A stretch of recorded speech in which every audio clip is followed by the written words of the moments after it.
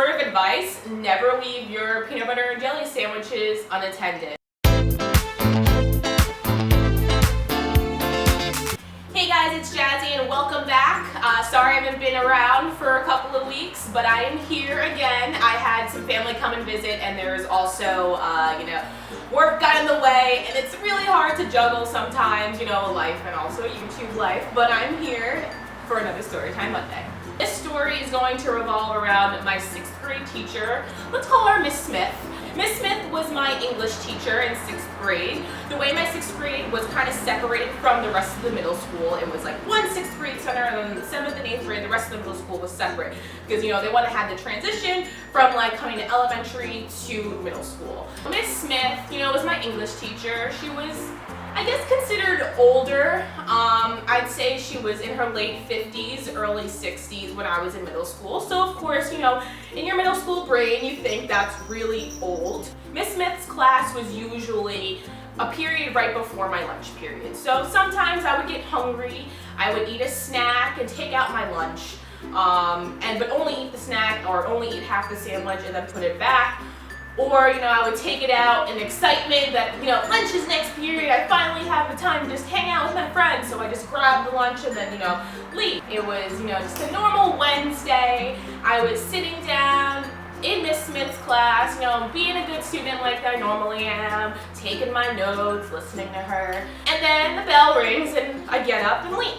I end up and go down into the lunchroom and I sit down with all my friends, I'm chatting, and I open my backpack and no lunch. In my mind, I'm like, okay, maybe I left it in Miss Smith's classroom. Let me just head back up and I'll go check out where the lunch is. I go back up, I have to go get a pass, of course, because every middle schooler, if you don't have a pass in the hallway, you must be doing something wrong. I grab the pass, go upstairs. I'm looking in Miss Smith's classroom, it's dead empty, there's no one in there, but there's no lunch, there's no brown paper bag. And I'm like, okay, there's no brown paper bag in here, where could it possibly be? I go back to all my other classrooms to see if I can find it. So I went through my math classroom, there's no one in the math classroom, there's no bag, there's nothing. I went back to my science room, there was an actual class going on, so I couldn't go through there and actually look to see if I could find my lunch.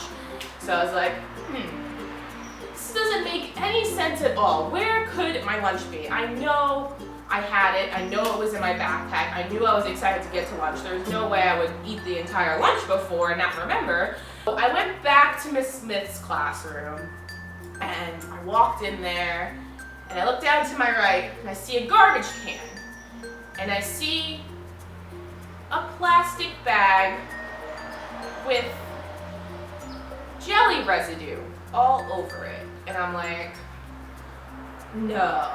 There's no way someone could have eaten my sandwich while I was gone, right? I love peanut butter and jelly sandwiches. Like, they're my favorite sandwich in the world. There's no way someone had eaten it, or I ate it and I threw it out.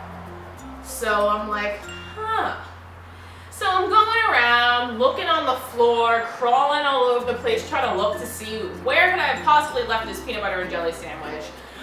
Looking in the windows, looking in the closets, like for some reason, I don't know why peanut butter and jelly sandwich would end up in a closet.